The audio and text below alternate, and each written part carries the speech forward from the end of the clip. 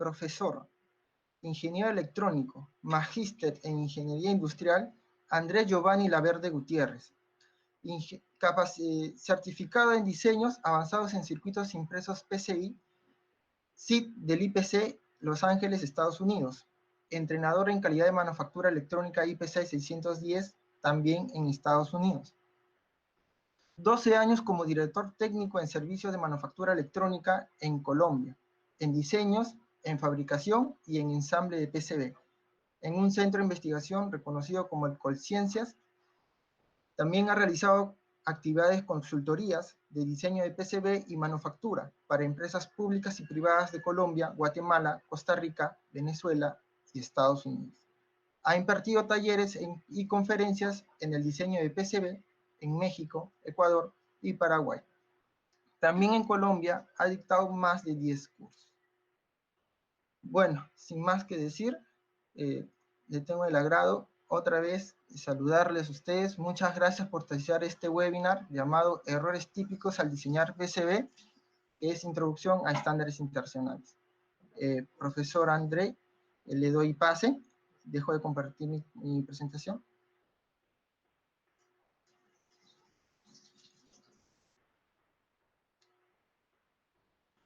Ingeniero André. Listo. ¿Ven la presentación? Ingeniero André, muy buenos días.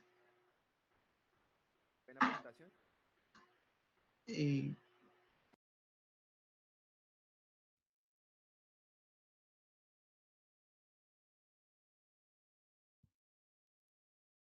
escuchan? ¿Me escuchan? Todo bien. Listo. Bueno, primero que todo, muchas gracias a Ingeniería Biomédica de Perú y a todos los participantes por asistir a esta conferencia. Profesor, disculpe, ¿podría subir un poco más su micrófono? No se le escucha un poco bien.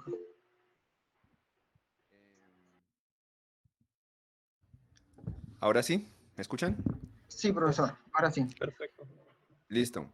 Bueno, primero que todo, gracias a Ingeniería Biomédica de Perú y a todos los participantes pues, por asistir a esta conferencia.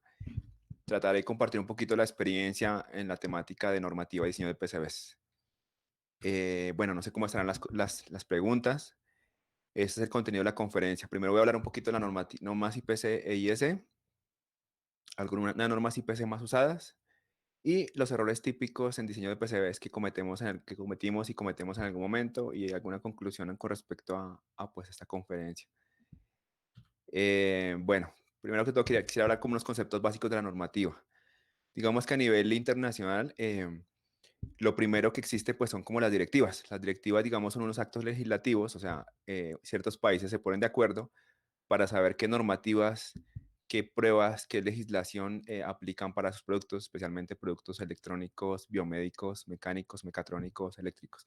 Lo más típico es la Comunidad Europea, entonces digamos que la Comunidad Europea tiene unas directivas propias de todos los países de la Unión Europea y ellos pues se ponen de acuerdo para dejar entrar o no productos electrónicos de acuerdo a si cumplen con la normativa o no. Entonces, por ejemplo, lo más típico son la normativa de juguetes, que ustedes vieron hace algún tiempo, en donde se vio que unos juguetes tenían residuos de plomo, ¿cierto? Y eso causó una gran polémica, ¿sí? Entonces, digamos que de ahí para acá, pues todos los juguetes tienen que cumplir con esa directiva de seguridad, ¿sí? Que la Unión Europea, pues, especificó. Y hay muchas más, ¿no? Hay de compatibilidad electromagnética, de bajo voltaje, de residuos peligrosos. Más abajo de las directivas está el marcado, o sea, para entrar a vender a un lugar, a un conjunto de lugares o países, se tiene que tener un marcado. Es decir, cuando ustedes miran por detrás un computador, un celular, un producto electrónico o biomédico, tiene unas marquitas, tiene unas marcas que a veces dicen CE o UL, ¿sí? La marca CE hace referencia a la Comunidad Europea, significa que el equipo está marcado y que puede ser vendido pues en la Comunidad Europea. ¿Por qué? Porque cumple con las directivas y cumple con las normas que están más abajo. Lo mismo que UL, si se quiere vender en Estados Unidos, pues se tienen que tener el marcado UL, Underwriter Laboratories, para poder vender en ese país.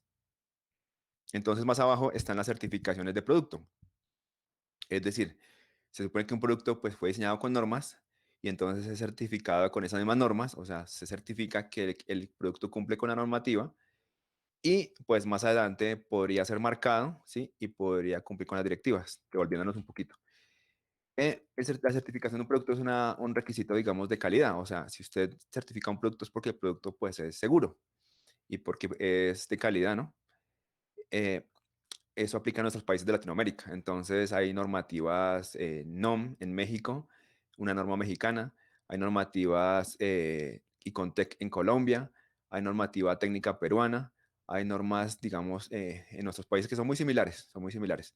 Básicamente eso certifica un producto como, porque dicen, no, pues el producto cumple con la normativa, entonces si el producto cumple, hay que hay que basarlo en unos ensayos, hay que hacer unas pruebas, y si pasa las pruebas, pues entonces ya el producto cumple con la certificación. Y se le da un certificado digamos, al dueño, pues de que el producto efectivamente cumple con la normativa. O sea, no es simplemente decir que el producto cumple con la normativa, sino que tiene que ser probado bajo unas pruebas, ensayos, ¿sí? Para verificar, pues, que sí cumple con la normativa. O sea, hay unos equipos probadores para probar ese tipo de productos. Listo. Entonces ahora vámonos un poquito a los conceptos básicos. ¿Cuáles son las normas? ¿Qué son las normas? Las normas son reglas, técnicas, especificaciones basadas en la ciencia y la experiencia, eh, pues para ayudar, digamos, en el mejor diseño, fabricación, ensamble, manufactura de productos de cualquier tipo, o de productos eléctricos y electrónicos. Eh, las normas típicas son la IS, ¿sí? Y pues en las normas IS, International Electrotechnical Commission, que son europeas, pues se basan casi que en muchas o todas, por no decir casi todas las normativas de los países. Entonces, por ejemplo, en Colombia, pues simplemente se llama la norma técnica colombiana NTC, pero es la misma IS, ¿sí? Solamente que traducida y corregida. Lo mismo que para la norma técnica mexicana NOM, son muy similares, o la norma técnica peruana. Bueno, entonces, haciendo un repaso de lo que vimos, digamos, de arriba hacia abajo, están las directivas, el marcado, la certificación de producto o las normas técnicas, ¿sí? O si nos vamos al revés, tengo yo las normas técnicas, ¿cierto? O sea, tengo un producto que se supone que cumple con las normativas técnicas, cualquiera que sea, eléctrico, electrónico, mecánico. Entonces lo paso por un proceso de certificación de producto donde hay unos equipos que me prueban mi producto. Si el producto cumple, tengo que pagar unos derechos de marcado y hacer unos requisitos de marcado ante una entidad que genere el marcado. Y si el producto aprueba, pues entonces obtengo el marcado, entonces puedo colocarle la etiquetica UL o C a mi equipo. Y después de eso, si cumplo con las directivas, pues puedo venderlo en ciertos países de la Unión Europea o en Estados Unidos. Básicamente, ese es como el concepto. ¿Y esto que ayuda? Pues digamos, a diseñar, ayuda pues a diseñar mejor, ¿sí? O sea, cuando uno se cumple con el enfoque de la normativa o se orienta a cumplir con la normativa, hace que el producto pues sea más robusto, que usted diseñe desde el principio con la normativa y que tenga como ese enfoque internacional para ser exportado fácilmente. Bueno, entonces otra vez a los conceptos básicos, que pues me gusta mucho hablar de conceptos básicos para que todos estemos claros y a la vez fortalezcamos conceptos. Eh, la normativa, ¿qué es un producto? Un producto es un aparato, equipo, máquina, dispositivo que genera funciones con tecnología, ¿cierto? Y es válido, o sea, un producto se considera cuando está puesto en el mercado, ¿sí? O sea, no, si no llega al mercado no es un producto, es algo que cumple una función y pues que le gusta al cliente, ¿cierto? Y hay normas entonces para productos, ¿sí? Específicamente, pues las normativas para productos eléctricos y electrónicos, las normas IS, que ya les mencioné. Cada producto que tengamos o que hagamos o que pensamos hacer tiene una normativa IS. Ahora hay normas de procesos, ¿sí? Las típicas que ayudan a mejorar el diseño de la fabricación, ¿sí? El ensamble. Entonces, por ejemplo, eh, la norma la norma ISO, las típicas normas, digamos, de gestión de calidad, las típicas normas, digamos, de seguridad, de compatibilidad, no, perdón, las típicas normas ISO, pues son normas, digamos, para la calidad en procesos, ¿sí? En procesos de equipos normales, como la 9000, o equipos biomédicos, como la 13485. A nivel de personas, pues están las normas que ayudan a mejorar a las personas el proceso, digamos, como las normas para diseño, fabricación. Entonces ahí aplican las normas IPC, ¿sí? Para mejorar los procesos de manufactura de las personas o mejorar los procesos de diseño de las personas que trabajan en electrónica. Y están las normas IPC, que no son obligatorias, son lineamientos, recomendaciones para mejorar los procesos de diseño, manufactura, ensamble, ¿sí? Y para mejorar la comunicación con clientes y optimizar el diseño para la manufactura. Entonces, bueno, espero que esta parte eh, haya quedado claro. Bueno, también hay normas a nivel de materiales, entonces, digamos, certificaciones sobre todo de seguridad para materiales, como por ejemplo las de PV, de productos libres de plomo, o las de ROSH, las de rechazo de sustancias peligrosas como cadmio, mercurio, y todos esos materiales que, digamos, que pueden tener tóxicos, que pueden tener los productos electrónicos y pues que dañan el ambiente cuando cuando son desechados, ¿no? Entonces, bueno, estábamos hablando que hay normas para lo que usted quiera, ¿no? Para productos, para procesos, para personas, para mejorar los procesos de las personas, ¿sí? Y para los materiales. Bien, entonces siguiendo con el proceso, ¿cómo haríamos para cumplir con la normativa internacional? Digamos que uno se supone que primero debería identificar las normas, luego debería diseñar acorde con las normas y luego, ¿qué debería hacer? A ver, les pregunto a ustedes, si yo identifiqué la normativa, ¿sí? Diseñar con la normativa, ¿cuál sería el siguiente paso, según lo que hemos hablado? ¿Qué opina la audiencia?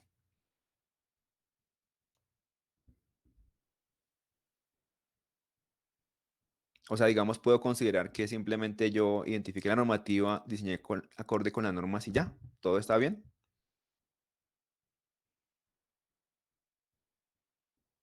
Bueno, para los que respondieron afirmativamente, entonces, bueno, hay que verificarlo, ¿no? O sea, no se puede considerar simplemente que usted diseñara con la normativa y ya, ¿no? Como ya lo hablamos, usted debe verificar. ¿Alguna pregunta?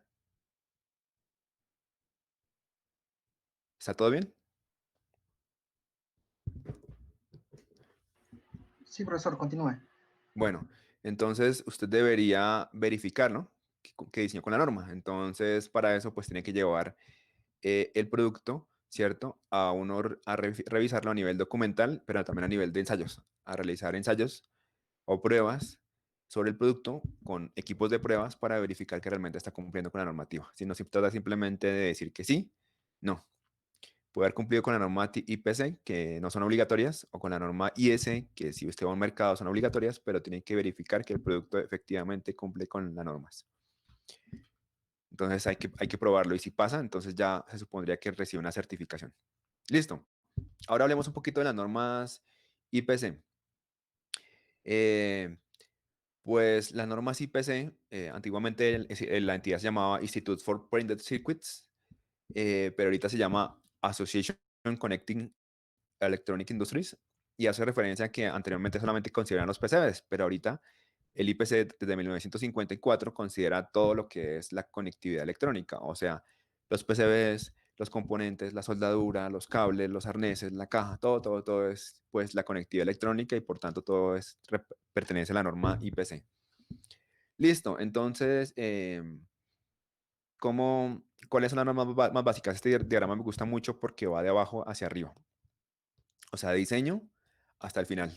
Entonces, lo primero es las normas de diseño, la familia 2220 y la familia 7351, que es para diseño de pads y LANs y PCBs.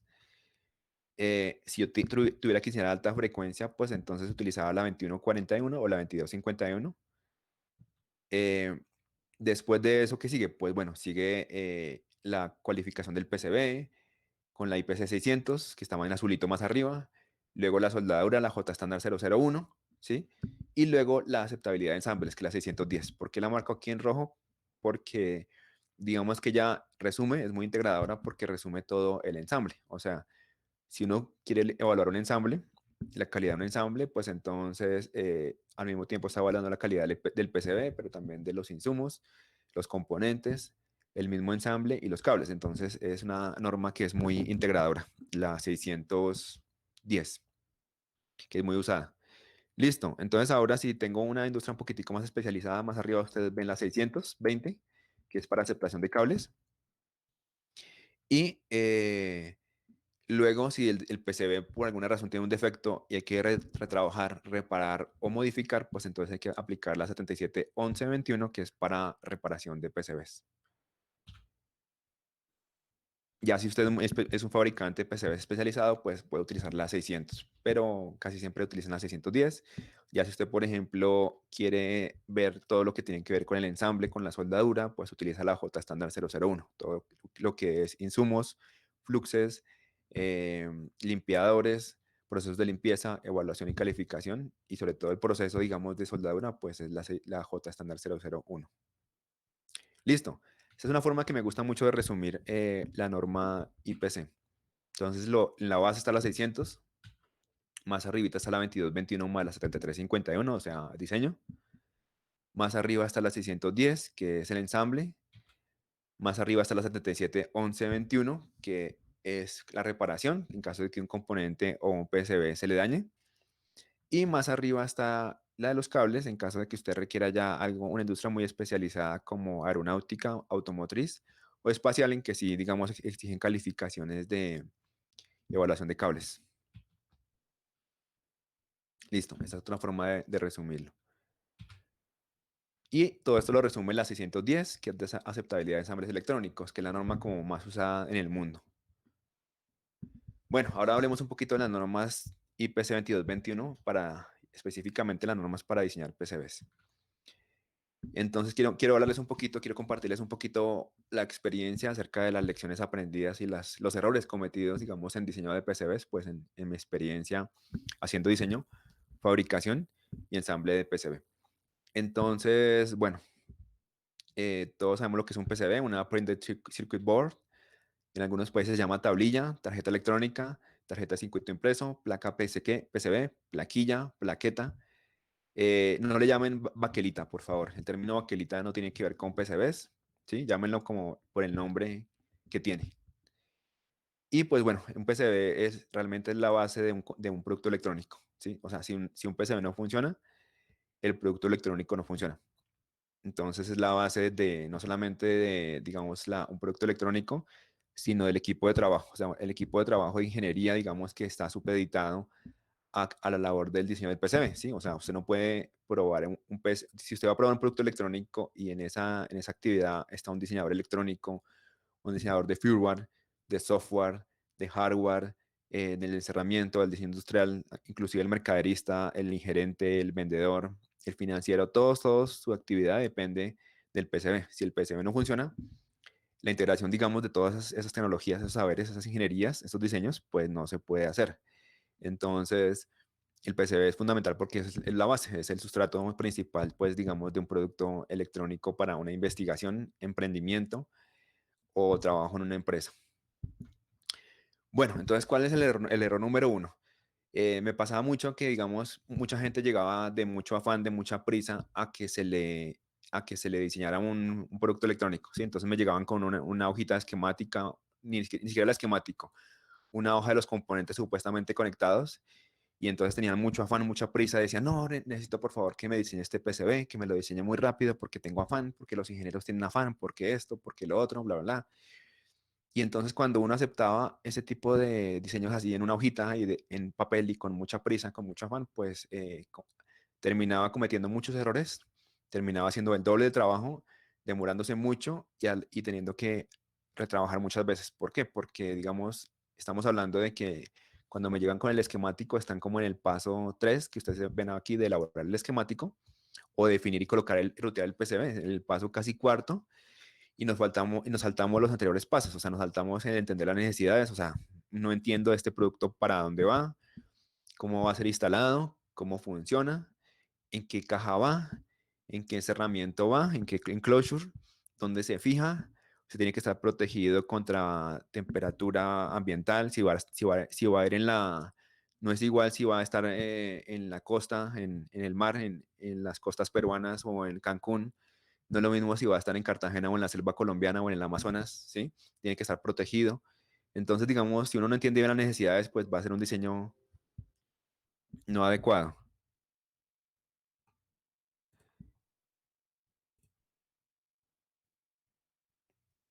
Y de otra parte,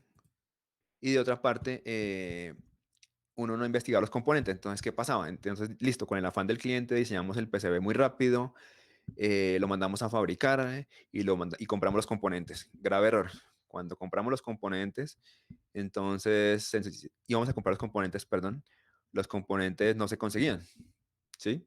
Estaban agotados, estaban fuera de inventario, entonces tocaba comprar el componente que estuviera en inventario y tratar de soldarlo en el PCB. ¿Y pues qué significa eso? Pues que tocaba remendar con cables, con alambres, dañar el PCB para tratar de montar un componente.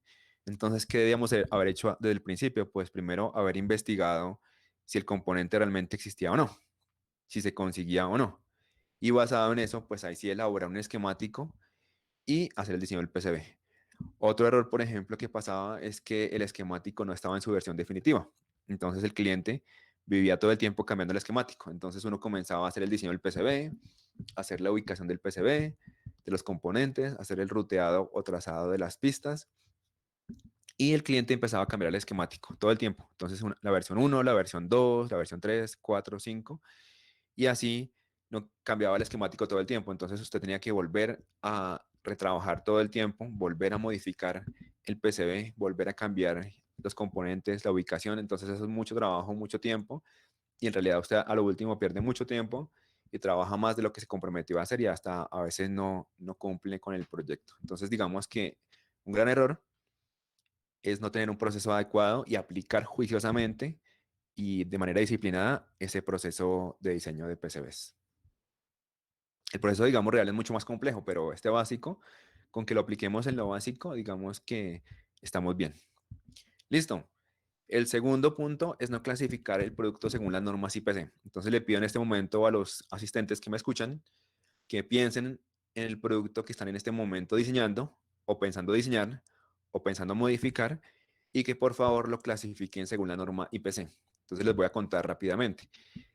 Lo primero que usted hace cuando va a trabajar con las normas IPC es clasificar el producto. Entonces hay tres clases, clase 1, clase 2 y clase 3. Clase 1 es un producto de electrónica general de consumo masivo. Un ejemplo muy fácil es un televisor, ¿sí? Es un juguete, es un producto de servicio dedicado, perdón, de consumo, donde si el producto falla, usted simplemente lo bota, lo desecha y no pasa nada. Producto clase 2 es un producto de electrónica de servicio dedicado, donde usted espera que el producto sirva en su ciclo de vida, un producto industrial, donde no falle, y donde si falla, pues no se espera que falle, pero no es de vida a muerte. Entonces es un producto, por ejemplo, de automatización de una caldera, ¿sí? De un proceso, donde si falla, bueno, no pone en riesgo la vida humana, pero sí digamos que se puede dañar algo de la producción. Entonces es crítico, pero no es de vida a muerte.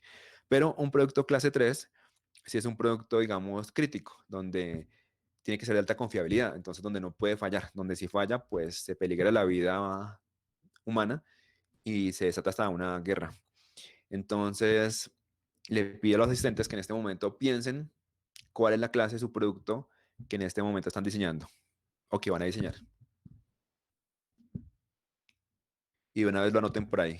Clase 1, clase 2 o clase 3. O sea, equipo médico, lógicamente, es clase 3. Equipo industrial, pues clase 2.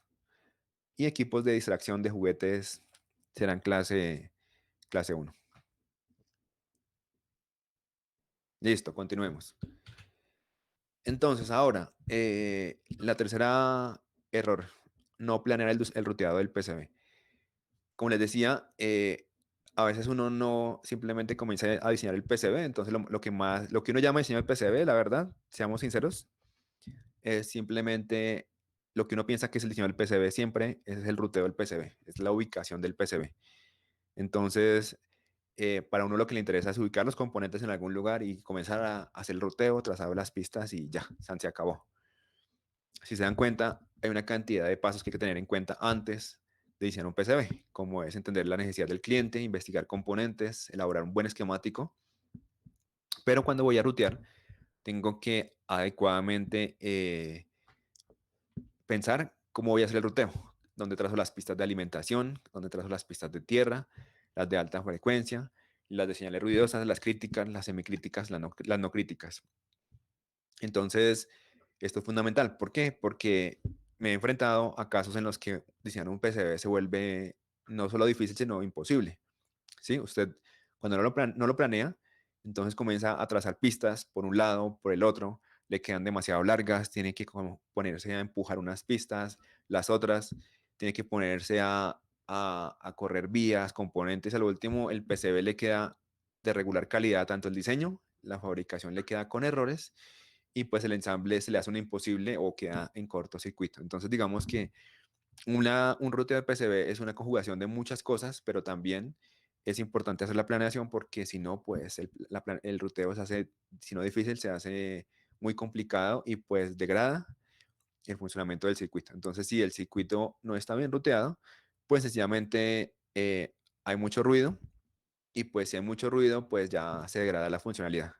En cambio, si un PCB está bien ruteado, bien planeado, bien ruteado, pues sencillamente cuando usted lo ponga a trabajar, él logrará el desempeño que usted quiere. O sea, las comunicaciones lograrán la frecuencia, la velocidad que usted necesita porque el desempeño está asegurado y protegido con un buen ruteo o ruteado. Listo. Otro error, no tener en cuenta la manufactura para diseñar. Ese es un aspecto muy importante. Anteriormente se hablaba de que los diseñadores simplemente mandaban un diseño, como se decía, a través de la muralla. O sea, estaba un equipo de ingeniería aislado y un equipo de manufactura aislado, ¿sí? Separados por una muralla. Entonces, sencillamente usted diseñaba su producto, diseñaba su PCB y lo lanzaba a través de la muralla, ¿sí? Hacia el otro equipo de manufactura y que ellos arreglaran el problema como pudieran, ¿sí? O sea, eso es como decir, no me importa o me vale, ¿sí? O sea, usted fabrique, yo ya diseñé y eso de fabricar no es mi problema, ese es su problema, ¿sí? Decía uno como diseñador. Entonces, ¿qué pasaba? Pues que los diseños de PCBs y de productos electrónicos pues salían mal, ¿sí? Salían con cantidad de problemas, cantidad de inconvenientes, se perdía mucho dinero, mucho tiempo. ¿Por qué? Porque el diseñador pues no tenía en cuenta la manufactura y porque resulta que lo que un diseñador diseñe pues no siempre se puede fabricar. O sea, el diseñador no puede pensar que cualquier cosa que él se le ocurra se puede fabricar. Y bueno, de pronto sí se puede, pero va a costar más tiempo, trabajo, esfuerzo y costo, y entonces pues no vale la pena, ¿sí? Si el producto no lo amerita, pues no vale la pena que el producto sea tan caro. Entonces digamos que ahorita se utilizan técnicas que se llaman diseño para la manufactura.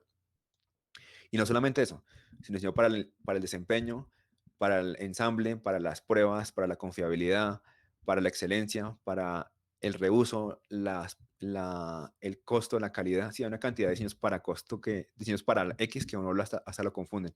Pero efectivamente, lo más básico, el concepto básico es pensar en la manufactura desde el punto de vista del diseño, ¿sí? O sea, si yo voy a diseñar algo, entonces empezar a pensar, bueno, esto, ¿dónde lo voy a mandar a fabricar? ¿Dónde lo voy a mandar a ensamblar? ¿Cómo lo voy a probar? ¿Sí? ¿Cómo le voy a hacer la operación y el mantenimiento? ¿Sí? Entonces, ¿eso qué implica? Eso implica en enterarse de cómo uno debería fabricar. De hecho, es muy recomendado que uno, como diseñador, pues visite una fábrica de fabricación, valga la redundancia, de circuitos o de ensamble para que uno se entere cuáles son las limitaciones, restricciones y especificaciones de manufactura. Y basada en esas limitaciones y restricciones, pues entonces uno mete esa información como reglas de diseño, ¿sí? Como guías de diseño, como lineamientos de diseño para obtener un diseño, pues al costo razonable con la calidad y la fiabilidad adecuada y pues que cumpla con los requerimientos del cliente. Ese es el concepto de diseño para manufactura. Entonces, ¿por qué es importante? Porque otra vez en mi vida, entonces comenzábamos a diseñar circuitos y cuando se lo mandaba a fabricar, entonces el fabricante, una de dos, o el fabricante decía, bueno, entonces mire, este diseño tiene una cantidad de problemas, los tengo que corregir, le cobro tanto. O este diseño no se puede fabricar, lo siento, corríjalo, ¿sí? Y no le decía cómo. O este diseño no se puede, o sea, bueno, el fabricante a veces no le decía a usted los errores y simplemente metía ese PCB en la manufactura, en la fabricación, y el PCB al último salía mal, ¿sí? Y entonces le decía al fabricante, no, pues es culpa suya porque usted lo diseñó así, y pues así quedó, ¿sí? Nosotros solamente manejamos un ancho de pista específico, un espaciamiento específico, y pues lo siento. Entonces, digamos que bueno, el otro caso, el último caso es que el fabricante efectivamente le diga a usted qué errores tiene que corregir, ¿sí? Que le explique a usted cómo usted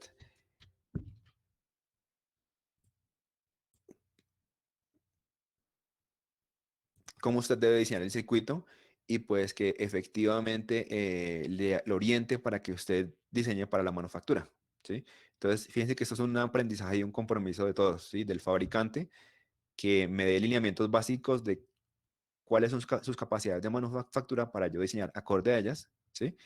Y míos, de que yo como diseñador me entere de cómo va a ser la manufactura y más aún que le pregunte a mi cliente dónde mandamos a fabricar para que basado en eso yo averigüe la manufactura y basado en eso diseñe desde el principio, sin errores. Entonces digamos que el diseño para la manufactura pues es fundamental, ¿sí? Casi que esto es un tema obligado, es un tema, digamos, forzado ya en, digamos, en materias como, yo lo he visto con mi hermano, por ejemplo, en mecatrónica, porque él le explica materias como diseño para la manufactura, ¿sí? Si él no diseña para la manufactura, por ejemplo, cuando está mecanizando una pieza, sencillamente rompe el taladro, se rompe la broca, ¿sí? De la manera que está diseñado, entonces pone en riesgo y pone a vibrar una máquina, una herramienta y la rompe.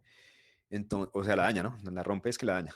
Entonces, lo mismo se debería enseñar en electrónica, ¿sí? Que el diseño para la manufactura es fundamental porque usted, bueno, no va a romper algo, pero es que la fabricación se hace más complicada y las pruebas también, y el ensamble. Entonces, piénsenlo, por favor. Ah, bueno, lo que también se me olvidaba decirles es que en el diseño se fijan el 80% de los costos de la manufactura. O sea, es increíble, pero cuando usted hace el diseño, y a pesar de que es el 12 o el 15% de lo que es el tiempo, el costo de un producto, ¿sí?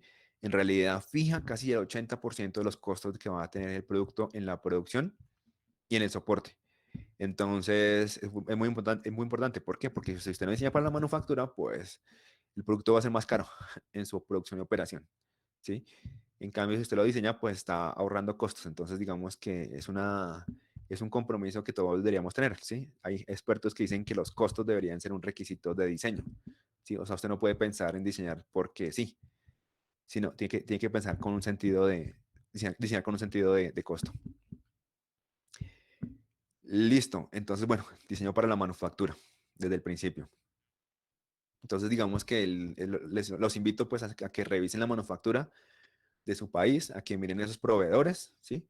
A que miren esas empresas que hay en México, en Perú, en Colombia, en Argentina y en otros lugares donde nos ven en este momento, y revisen qué especificaciones ellos tienen, qué lista de requisitos tienen para fabricar. ¿Alguna pregunta? Listo, entonces ahora continuemos. El diseño para la manufactura pues implica que hay condiciones estándar y personalizadas, es decir, cuando usted va a mandar a fabricar, el fabricante le puede ofrecer lo corriente, lo común, ¿sí? Que es a costo normal, o lo personalizado, que es más caro. Entonces, si usted puede, pues el diseño para la manufactura dice que usted se centre en, digamos, en el costo más bajo, siempre y cuando le cumpla el desempeño y la funcionalidad del circuito. Entonces, más bajo costo, pero siempre y cuando sea robusto para su diseño, ¿sí? Casi siempre lo es. O sea, la robustez está en el diseño. Entonces, es saber las pistas, los caminos, el ancho de pista, espaciamiento, las vías, los huecos, el antisolder, el screen, la fibra de vidrio, los huecos metalizados, todos elementos que hay que definir en la manufactura se definen desde el diseño para no cometer errores en el diseño y para no cometer errores en la manufactura. Listo. El quinto error es no tener en cuenta el ensamble, el costo de las pruebas, la operación y el mantenimiento. Igual que el anterior, muy similar al anterior. Entonces, a mí me gusta esta diapositiva porque la saqué de una investigación de diseño para manufactura y dice que usted debería tener en cuenta los costos, ¿cierto? De los componentes del ensamble y del soporte y mirar el impacto que tienen ellos en el producto, o sea, si se sacrifica la funcionalidad, ¿sí? O si por el contrario robusta, volver a calcular los costos y si está bien, entonces es un diseño aceptable y si está regular, pues hay que devolverse a volver a hacer la estimación de los costos. Digamos que uno como diseñador a veces no es consciente, pero lo que uno diseña a veces sufre problemas porque, como les decía, el componente es difícil de conseguir, es difícil de soldar y entonces cuesta más la soldadura, el ensamble. Si yo voy a ensamblar un componente por ambas caras, no es lo mismo que por una sola cara, ¿sí? Cuesta más en el ensamble, es más difícil de probar, eh, es más difícil de hacer la operación, las pruebas, si en el campo, estando por allá en la selva, en la sierra, el producto falla, hay que mandar a un técnico o un ingeniero para que lo repare y entonces se va a gastar tiempo en llegar al lugar, pero se va a gastar tiempo en desarmar el aparato, ¿sí? En darle la vuelta para probar un componente que está por la cara de abajo, el inspeccionarlo, si no está hecho para ser probado fácilmente, pues va a perder mucho tiempo y eso cuesta viáticos, eso cuesta tiempo de ingeniero o de técnico, tecnólogo y por tanto costos. Entonces digamos que hay que pensar un poquito más allá del diseño y pensar en la manufactura y en el ensamble, en las pruebas, en el mantenimiento, en la operación, ¿sí? En cómo vamos a hacer el soporte, en que el componente puede, por ejemplo, tiene que ser fácilmente desensamblado para que usted pueda rápidamente repararlo y entonces darle soporte al cliente o inclusive en que usted pueda diseñar para pruebas y que usted pueda probar vía una prueba rápida de 1 minuto o vía web, pues que un producto electrónico funcione o no funcione y pues está acorde con lo que se le entregó al cliente. Entonces eh, digamos que es fundamental, digamos, el pensar en la operación. O sea, uno diseña un PCB y un producto electrónico, uno diseña un PCB pensando en el producto, ¿sí? No pensando simplemente en el software, ¿sí? En el layout, no. Uno diseña pensando en el producto, ¿sí? En la operación del producto, en la conexión, el reciclado, el soporte, la garantía, en el ensamble. Y esto implica entonces, digamos, que uno sepa también cómo se va a ensamblar, ¿sí? Porque no es lo mismo ensamblar con máquina que manualmente, ¿sí? Si uno ensamblar con máquina, pues a lo mejor puede colocar los componentes más juntos, menos espaciados. Si uno lo va a ensamblar a mano, pues necesita más espacio para poder meter las herramientas manuales y pues poder hacer un buen ensamble. Eh, una consideración, digamos, de diseño para ensamble es el espacio, para que la máquina pueda insertar los componentes, los pueda ubicar. Otra recomendación es la alineación de componentes. Es que usted, digamos, tenga los componentes alineados en el mismo sentido, con el pin número 1 en el mismo sentido. Esto facilita el ensamble, porque pues si usted los tiene alineados todos en un lado, no se va a equivocar. Entonces va a ser más fácil el ensamble y las pruebas, pero si usted los tiene todos mezclados como bailando, ¿sí? De un lugar a otro, pues cualquiera se va a equivocar en una secuencia y simplemente va a quedar mal ensamblado y eso significa reparaciones, garantías, daños al PCB. Entonces digamos que el diseño para ensamble o también diseño para automatización, implica pues eso, implica que usted pueda facilitar el proceso de ensamble y hasta mejorar el costo, ¿sí? Si usted, por ejemplo, algunos cuando comenzamos a diseñar PCBs y nos gustó el montaje superficial, entonces comenzamos a ensamblar componentes de montaje superficial por ambas caras, o sea, por la cara de arriba y por la cara de abajo, porque nos gustó el concepto y para aprovechar el espacio. Pero eso no se debería hacer, ¿sí? Cuando usted ensambla un componente, por ejemplo, QFP, VGA, o Zoic inclusive por debajo, por la cara de abajo, pues el ensamble se hace muy complicado, ¿sí? Cuesta más, el fabricante tiene que aplicar varios procesos, la inspección con rayos X es más complicada o con pruebas eléctricas también, entonces digamos que no solamente es que a uno le guste ensamblar por ambas caras, hay que pensar que es más caro, más complicado para probar, más complicado para hacer mantenimiento, entonces el ensamble de ambas caras se recomienda cuando los componentes, el 80% de sus componentes ya cubrieron más el área de la capa de arriba, el lado primario, entonces ya cuando usted ocupa más del 70 o 80% del área de componentes por la cara de arriba, en ese momento hay que empezar a pensar en bajar componentes a la cara de abajo, solamente en ese momento, pero no cualquier componente se puede bajar porque, como les digo, se hace muy complicado el ensamble. Otro aspecto, digamos, de diseño para pruebas es que cuando uno diseñaba, pues no pensaba en las pruebas. Entonces, he escuchado de un ingeniero me acuerdo mucho, un ingeniero que decía, si usted no diseñó para las pruebas, le toca volver a hacer el producto, volver a hacer el diseño. ¿Por qué? Porque no lo puede probar. Entonces, si no lo puede probar, ¿cómo va a saber si el diseñador está bien o mal? ¿Cómo va a saber si la fabricación o el ensamble quedó bien? Ponerse, digamos, a remendar, colocar cablecitos para poner el multímetro a rayar,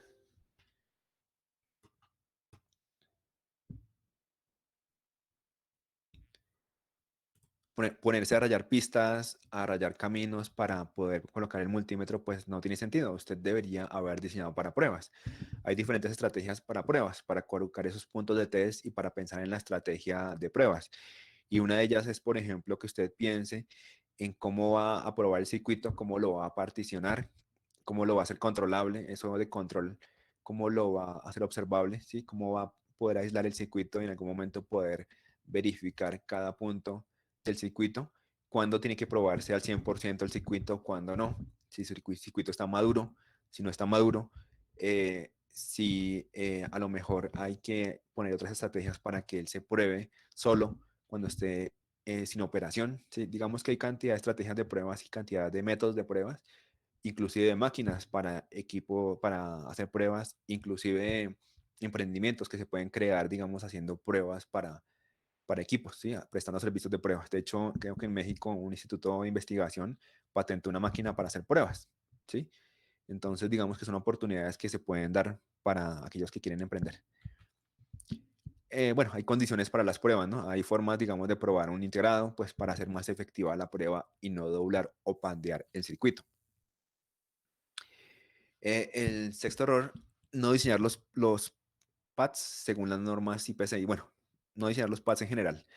Yo he visto casos en que el diseñador de PCBs simplemente coloca un cuadrito ahí, ¿sí? Un rectángulo, y entonces digamos que ya en el rectángulo es donde pretende meterle soldadura o para pegar ahí soldadura como pueda, ¿sí? Y resulta que los pads tienen su norma, tiene su ciencia. Digamos que no tuviera norma, tiene su ciencia, tiene su técnica. Porque si usted no diseña adecuadamente un pad, pasa lo que está pasando en la foto de arriba, que el componente sufre un efecto que se llama efecto lápida, o yo le llamaría efecto muertito. Muertito. Entonces el componente se levanta como una lápida, como una tumba, de un lado, ¿sí? Eso pasa porque no hay un balance térmico entre los pads. Entonces, un balance térmico significa que el componente debe tener la misma cantidad de cobre a ambos lados, ¿sí? El pad debe tener componente de cobre a ambos lados, y de esa manera se caliente de manera uniforme. Y si se calienta de manera uniforme, entonces se solda de manera uniforme. Pero cuando eso no sucede, pues entonces hay pads que quedan con más soldadura que otros, con cortocircuito, ¿sí? Sin soldadura, o componentes movidos, corridos, levantados, y pues eso de reparar es difícil. O sea, cuando usted repara, a veces el PCB se daña, entonces pierde el PCB, pierde el componente y hay que volver a mandar a fabricar y a comprar los componentes. Entonces, esas son pérdidas de trabajo, de tiempo. Y pues el diseño de los pads tiene su norma, tiene su ciencia y tiene pues los cuidados que hay que tener y las precauciones a nivel de la fabricación del PCB para lograr que ese PCB funcione, sobre todo en la parte del antisolder, ¿no? Entonces, hay recomendaciones para eso con componentes, porque o si no, pues se vuelve muy complicado de soldar. El séptimo error, no hacer una separación de circuitos. Entonces, muchas veces preguntan que cómo hacer la ubicación de circuitos. O muchas veces uno no sabe cómo ubicar los circuitos en un PCB. Digamos que la ubicación de circuitos tiene muchas consideraciones, porque uno puede agruparlos en cuanto a su funcionalidad, ¿sí? Si son, perdón, su naturaleza, si son análogos o digitales, y la fuente de voltaje. Entonces, digamos que a un lugar la fuente, a un lugar los análogos y a un lugar los digitales. Ahora, un error que se comete mucho es que uno mezcla las frecuencias, entonces hay que separar los circuitos entre baja, media y alta frecuencia, teniendo cuidado de que los conectores de alta frecuencia pues estén junto a sus elementos de alta frecuencia. ¿Esto por qué? Porque el resultado, digamos, de las componentes espectrales de frecuencia, de alta frecuencia de un circuito, pues pueden llegar a invadir las componentes y a contaminar las componentes espectrales de media o de baja frecuencia. Eso por una parte. Sin embargo, con una buena ubicación como la que está acá, pues usted puede rutear un PCB sin problema, ¿sí? Y esto facilitará el ruteo y facilitará la colocación de la tierra.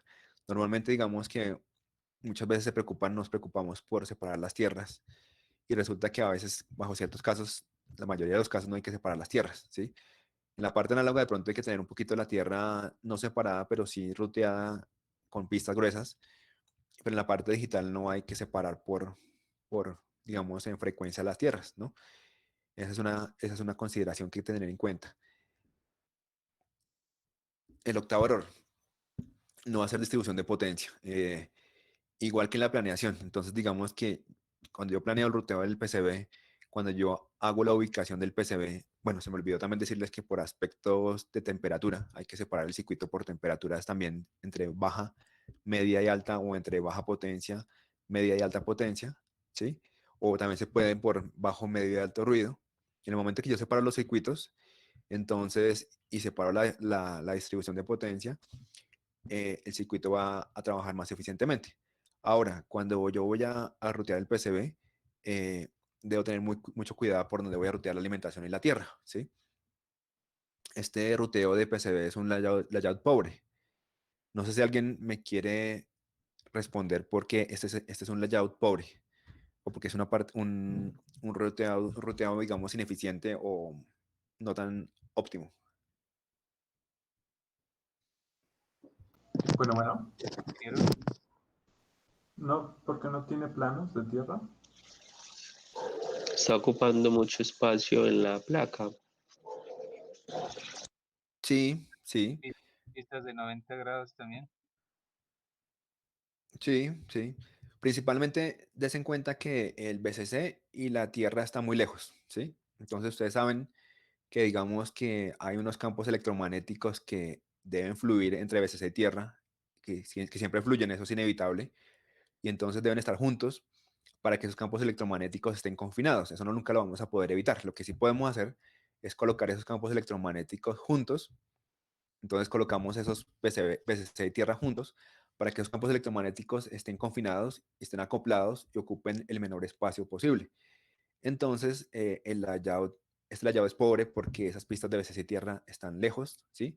Pero también están a 90 grados algunas, pero también le falta la Tierra. Entonces, en el momento que usted coloca la Tierra, haga de cuenta que la BCC Tierra, así como está ahorita, tiene una resistencia e inductancia, ¿sí? Y una capacitancia. Entonces, cuando usted le coloca un plano de tierra o de BCC, lo que hace usted es que reduce esa impedancia. Entonces, la impedancia de esas pistas de BCC y tierra se va a reducir muchísimo, bastante, esa resistencia, inductancia y capacitancia se va a aumentar, y lo que hace es que usted va a tener una menor impedancia de tierra y por tanto el desempeño del circuito va a ser mejor, va a ser optimizado. Listo, entonces pues hay formas, digamos, de rutear BCC y tierra juntos, ¿no? Y entre más juntos estén, mejor.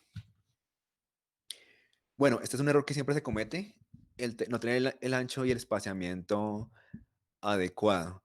Eh, Esto siempre es lo más típico que pasa, ¿no? Que cuando uno fabrica un circuito le queda en cortocircuito, le queda en circuito abierto, perdón, casi siempre en corto, porque usted lo manda a fabricar y resulta que el fabricante, usted no se enteró o no le dijo, y pues él podía fabricar con mínimo una distancia mínima o un espacio, un ancho de pista mínimo, y pues usted lo hizo menos y pues ya le quedó en corto. Entonces ya su PCB valió, ¿sí? Ya se fue ya sabemos dónde. Entonces, pues uno lo que hace es que considera primero las restricciones de manufactura, ¿no? En cuanto al ancho del espaciamiento. Ahora hay una técnica que se llama mismo ancho, mismo espaciamiento, para que usted un PCB se le vea bonito, se le vea óptimo, se le vea profesional, pues coloca el mismo ancho y el mismo espaciamiento. Y de esta manera aprovecha al máximo los canales de ruteo.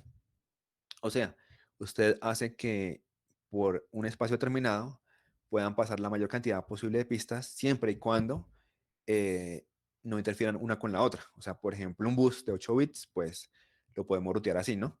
Siempre y cuando, digamos, pueda ser ruteado a 8 bits. En cambio, ya para señales ruidosas, pues hay que colocarlas más espaciadamente. Entonces, digamos que es un error típico, que las pistas o quedan muy delgadas y la corriente que va a pasar por ahí, pues no puede pasar. Hagan de cuenta que esto es igualito a una casa, al cableado de una casa. Yo siempre hago el ejemplo de que usted está con el diseñador eléctrico de su circuito.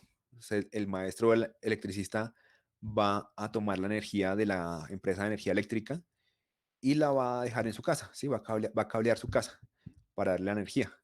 Entonces, obviamente al principio coloca un cable muy grueso de la energía a su casa, y digamos en cada piso coloca, o cada planta coloca un cable más delgado, y en cada cuarto o habitación,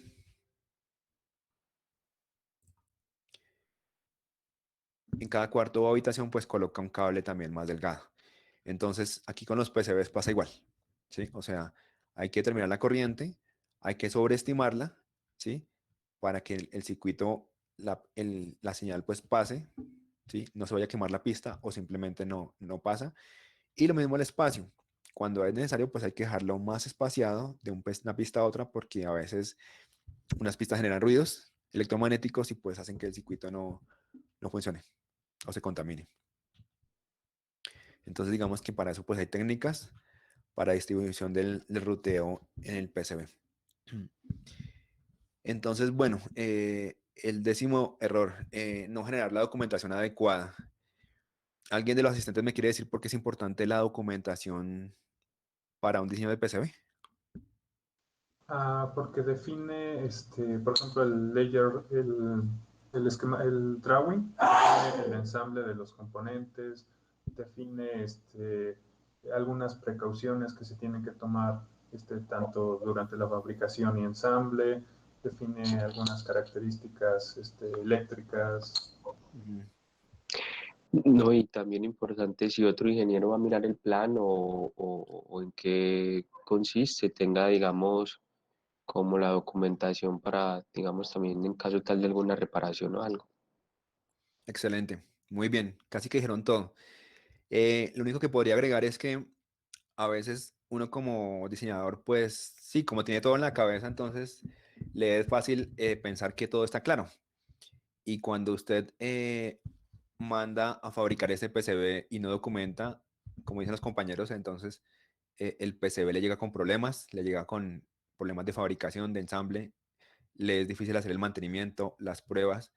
Y no solo eso, usted abandona este proyecto por un mes y ya no se acuerda de nada. Entonces, si usted documenta según la norma de documentación, pues va a poder mejorar el diseño, ¿sí? Si usted, su cliente le pide una modificación a ese diseño, usted fácilmente la va a poder hacer porque usted rápidamente se acuerda lo que necesita hacer y ya lo hace, porque tiene control de versiones, ¿no? Entonces sabe qué hizo en la versión A, en la versión B, en la versión C.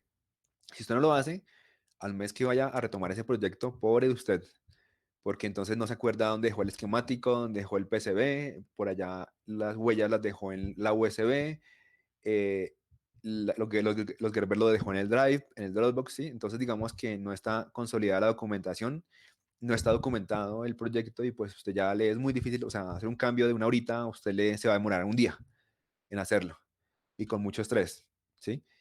Y lo mismo que dicen los compañeros, la liberación del proyecto, entonces es fundamental porque usted se va a asegurar de que no se cometan errores, ¿sí? Uno dice, no, pues es que documentar esto es muy aburridor, pierdo mucho tiempo, eh, eh, me desgasto bastante, pero fíjese que este tiempo invertido en la documentación, la verdad, va a ser una ganancia. Va a ser una ganancia porque ustedes después no lo van a estar molestando. O sea, no lo van a estar llamando, escribiendo por WhatsApp.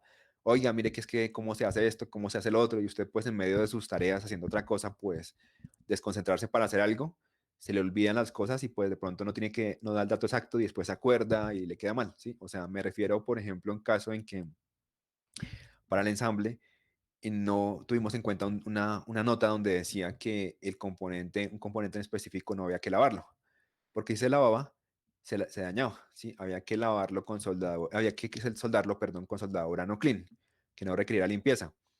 Y pues si usted no tiene en cuenta esa nota, sencillamente el componente lo va a lavar, lo va a limpiar normalmente y lo va a dañar, ¿sí? Hay componentes que se dañan. Entonces digamos que usted asegura pues una correcta fabricación, un correcto ensamble, una correcta pruebas y pues que el cliente o el usuario fácilmente se desenvuelva cuando va a hacer ya el soporte técnico o la garantía. Entonces digamos que si sabe que algo falla en el circuito, no tiene que llamarlo a usted a medianoche, ingeniero, que es que no, mire que es que este circuito me está fallando, no me funciona esto, no me funciona lo otro, porque ya está documentado que si falla esto, entonces haga esto, ¿sí? O sea, si falla esto, entonces oprima el botón A o el jumper B y entonces enciende la luz roja, el LED rojo. Si se enciende el LED rojo, entonces indica que está fallando la CPU o está fallando las comunicaciones o qué sé yo.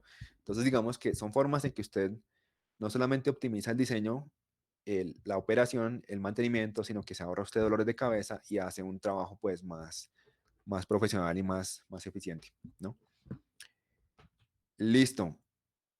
Entonces, ¿qué les podría decir de lo que acabamos de hablar? Pues, ¿por qué usa las normas?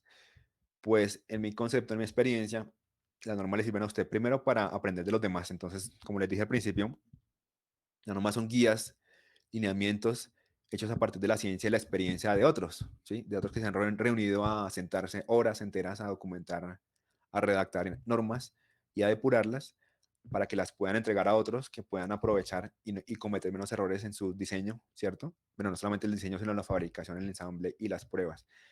A que hablemos el mismo lenguaje, sí, que nos entendamos bien en conceptos y en que aprendamos de las mejores prácticas, de las buenas prácticas, digamos, del mercado, del mundo, ¿sí? Y con eso, pues, digamos que lanzamos más rápido productos al mercado. A veces hay mucho miedo, digamos, porque obviamente uno ha visto fracasar en su experiencia muchas empresas, muchas iniciativas de diseño y desarrollo de productos, pero la cuestión está aquí, bueno, o sea, utilizaron normas, no utilizamos normas, tuvimos en cuenta al cliente, ¿sí? Y pues las normas ayudan, digamos, a optimizar la manufactura y a lanzar más rápido un producto al mercado. Y pues cumpliendo con la normativa, usted estaría un pasito más para que el producto sea un poquito más robusto en cuanto a su desempeño, ¿sí? En cuanto a su comportamiento en seguridad eléctrica y compatibilidad electromagnética. Y puede estar preparado algo más para, digamos, pensar en llevar un producto a laboratorios de certificación, ¿sí? Para hacer ensayos y para exportar su producto y pues también le da eso cierto reconocimiento pues porque usted está utilizando la normativa y está pues acorde con las mejores prácticas a nivel mundial. ¿Y por qué certificarse en la normativa? Bueno, también, o sea, no solamente reconocimiento, sino que usted puede prestar servicios a otras empresas, a otras personas, puede hacer auditorías, puede prestar servicios y digamos que no solamente mejora el producto y el proceso de su empresa, sino que también, digamos, mejora las comunicaciones en otras empresas, pues logra el reconocimiento y pues es un aval, digamos, de que usted está haciendo las cosas bien y que tiene cómo demostrarlo. Bueno, entonces creo que ya acabé con los errores que quería compartir con ustedes. Entonces, en este momento me gustaría escuchar pues sus dudas, sus inquietudes con respecto a la charla y pues los escucho.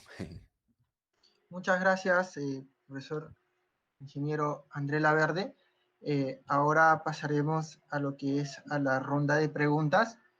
Primero comenzaré con las preguntas que nos hicieron a la inscripción. Ingeniero Laverde, una pregunta es, ¿cuál es el software más utilizado en el mercado de la industria? Me da mucha risa esta pregunta porque esa es una pregunta que siempre hacen.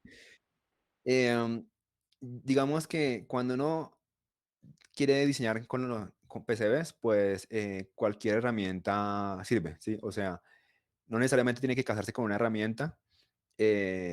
eh, digamos que las normas IPC no están hechas para alguna herramienta, son transparentes, o sea, le dicen a usted cómo, digamos, diseñar, pero no le dicen con qué debe diseñar. Obviamente hay muchas herramientas que le facilitan la labor o se la dificultan, ¿sí? Digamos que en la historia pues siempre han aparecido varios software, está OrCAD, está Altium, ¿sí? Está Eagle, está KiCad, está Altium Circuit Maker, que es libre y online. Yo lo que le diría es que no se casen con una herramienta, no se peguen de una herramienta porque ese debate lo he visto en los foros del IPC y la gente al último dice eso, o sea, sí, usted, digamos que vamos a ser sinceros, la herramienta más usada en el mundo ahorita es Altium, ¿sí? Pero cuando usted llega a trabajar en una empresa, ¿sí? O en su emprendimiento, no tendrán Altium, de pronto no tienen Altium, entonces usted le toca trabajar con lo que tenga, ¿sí? Entonces yo le recomiendo que lo más importante es que usted aprenda los conceptos, los procedimientos básicos de diseño, los procesos adecuados y, eh, y eso esté capacitado para hacerlo en cualquier herramienta. Lógicamente hay herramientas que facilitan las cosas, ¿sí?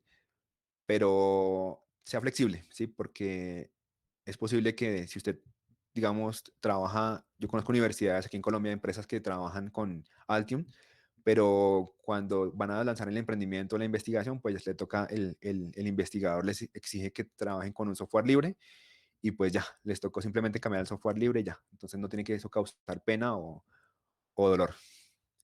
Espero haberles respondido. Muchas gracias. Otra Disculpe, pregunta. buenos días. ¿Qué hay del programa Eagle? Eagle, Eagle. Sí, también es un programa muy conocido, ¿sí? Muy usado en el mundo. Digamos que no lo conozco bien, sí me ha tocado algunas veces generar algunos archivos en el software. eh, pues digamos que en la medida que usted pueda, de pronto el software le facilite la documentación, la generación de archivos de manufactura, pues está bien, no tiene problema.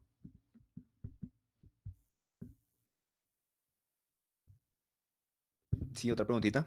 Un momento, profesor, disculpe, estimada audiencia, por favor, escribir las preguntas para tener un debido orden. Quizás la mayoría quiere preguntar al mismo tiempo. Para evitar todo eso, por favor, escriban sus preguntas. Muchas gracias, las vamos a leer todas. Otra pregunta que hemos recibido es, ¿la tierra GND de la alimentación de la parte lógica o la que alimenta los sensores puede ir conectado al chasis del equipo? Si es así, ¿qué beneficios le brinda el circuito diseñado? Es una buena pregunta. Esa pregunta es para los expertos con los que yo trabajo en seguridad eléctrica en compatibilidad electromagnética, más que de PCB. Pero le voy a responder en la medida que lo pueda hacer. Lo primero es que usted tenga un buen diseño de PCB, o sea, tenga un PCB como algún compañero lo manifestó, que es óptimo, con una buena tierra que reduzca la impedancia, que evite problemas de cortocircuito, de circuito abierto, ¿sí? Lo segundo es que cuando usted vaya a hacer la conexión, digamos, de la tierra a su cable, a su chasis, entonces, según los expertos con los que yo trabajo en seguridad eléctrica, lo más recomendable es que la tierra sea unipunto, o sea, que se conecte de un solo punto de su tierra, casi siempre de la fuente, ¿cierto? A su chasis, ¿sí? ¿Por qué? Porque multipunto, o sea, conectarlo a varios lugares, genera problemas de impedancias y diferencias entre impedancias de RF y eso causa ruidos y problemas de impedancia. Entonces debe estar conectada a un solo punto, ¿sí? Y a ese solo punto debe estar también la conexión de tierra de entrada de su circuito. Ahora, si el circuito es plástico, pues a lo mejor no tendrá una tierra, pero muchas veces le colocan por debajo del circuito un apantallamiento metálico, ¿sí? Esto es fundamental para la seguridad eléctrica porque en seguridad eléctrica se evalúa que el circuito tenga baja impedancia en la tierra para que ofrezca una adecuada protección para el usuario. Espero le haya respondido a la pregunta. Ok, profesor. Siguiente pregunta de Albeiro Bautista Rondón. ¿Nos podría comentar sobre el proceso de certificación IPC personal en Colombia? ¿Cuánto cuesta? ¿Qué ventajas les ofrece a un ingeniero diseñador? ¿Cuánto tiempo tiene en vigencia esta certificación? Buena pregunta. Bueno, en este momento tenemos, digamos, para ofrecer la certificación IPC 610 en aceptabilidad de ensambles electrónicos. La certificación de diseño de PCBs la estábamos pensando ofrecer para el mes de agosto en México y en Colombia, pero lamentablemente por cuestiones, digamos, de pandemia, pues no pudimos hacerla. O sea que la que tenemos disponible es la de ensamble. La certificación de ensamble, dependiendo de los materiales que usted quiera, la versión de la norma y los materiales están entre 250 y 450 dólares. ¿Sí? Tiene una vigencia de 2 años. La certificación en diseño no tiene vigencia hasta el momento, aunque el IPC le piensa dar una vigencia de 2 años también, pero no ha salido todavía la norma clara. Pero la diseño tiene una vigencia perdón, la certificación de ensamble tiene una vigencia de 2 años. Otra pregunta de Pablo Salazar. ¿En dónde puedo certificarme? Soy de Ecuador. Sí, claro. Debido a la pandemia, digamos que el IPC pues em, permitió, digamos, una certificación online, solamente que tiene unas condiciones en cuanto a la realización del examen, porque a ellos lo que más les preocupaba era la parte de pues que el estudiante pudiera hacer, vamos a ser sincero, trampa. Entonces ya tienen una forma, digamos, con un software de supervisión y sí se puede hacer en línea. Otra pregunta de Juan Ulloa. Algunas herramientas ayudan al diseño porque se soportan en las normas IPC para las restricciones y definiciones de parámetros. Parámetros en cuanto a que, digamos, si estamos hablando de parámetros en cuanto a eléctricos, térmicos y mecánicos, sí, o sea, la norma IPC 2221 y la 7351 le ayudan a usted a definir esos parámetros térmicos, mecánicos y eléctricos. ¿Qué significa eso? Que si su PCB, su componente, tiene requerimientos eléctricos como que maneja alta potencia, frecuencia, entonces usted ya debe saber que tiene que hacer la ubicación, digamos, aislada de otros circuitos a nivel eléctrico, proveer pistas anchas con alta corriente, ¿sí? A nivel mecánico, a nivel térmico, colocarle un disipador, colocar zonas de cobre para disipar calor. A nivel mecánico, colocar de pronto soportes, tornillos, amarres, sujeciones, abrazaderas para que el componente en el trabajo no vibre, no tenga movimiento. Entonces, si a esos parámetros se refieren, sí. También de pronto a hacer la planeación del diseño, ¿no? A que usted reciba los requerimientos del cliente, sus expectativas, reciba las especificaciones de manufactura, se siente con todo el equipo de diseño, fabricación, ensamble, pruebas y puede hacer una correcta planeación del producto. Entonces, le ayudan a definir esos parámetros de diseño. Otra Espero pregunta, haber profesor. respondido. De, ¿Sí? de Facebook, a través de la plataforma de Facebook también estamos transmitiendo. Hay una pregunta de Cristian Migliare. Buenos días, desde Argentina. ¿Dónde es posible obtener todas las normativas IPC? Y lo otro es saber si son internacionales. Bueno, las normativas IPC pues se compran en la página del IPC. Entonces, ellos las venden tanto en formato impreso como en digital, ¿sí?